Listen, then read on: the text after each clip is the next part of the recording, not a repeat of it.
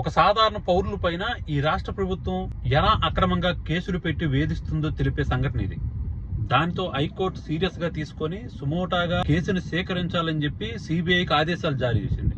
అదేవిధంగా next month 13 లోపు విచారణ చేసి మాకు రిపోర్ట్ అందించాలని కూడా ఆదేశాలు జారీ చేసింది. ఒక 4 రోజుల క్రితం సోషల్ మీడియా యాక్టివిస్ట్ సవేందర్ రెడ్డి అనే వ్యక్తిని పోలీసులు అక్రమంగా అరెస్ట్ చేసి కిడ్నాప్ చేసి ఆయన గంజా అమ్ముతున్నాడని చెప్పి అక్రమంగా కేసు పెట్టి లోపల వేసింది. ఆ తర్వాత కోర్టు వారు సీరియస్ గా వార్నింగ్ ఇవ్వడంతో కోర్టు ముందు ప్రవేశపెట్టింది.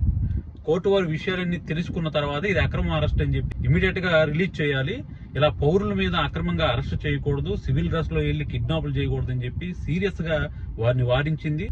ఈ రోజు ఆ కేసుని సిబిఐ కప్ చెప్తూ ఆదేశాలు జారీ చేసింది. ఇదే కాదు, రాష్ట్రంలో ఇంకొక 1500 మందికి పైగా ఈ రాష్ట్ర ప్రభుత్వం కేసులు పెట్టి వేధిస్తుంది. చూడాలి సిబిఐ మరి సిబ్బంది లేదని తప్పించుకుంటుందా, ఈ విచారణ చేసి ఏమైనా రిపోర్ట్ ఇస్తుందో చూడాలి.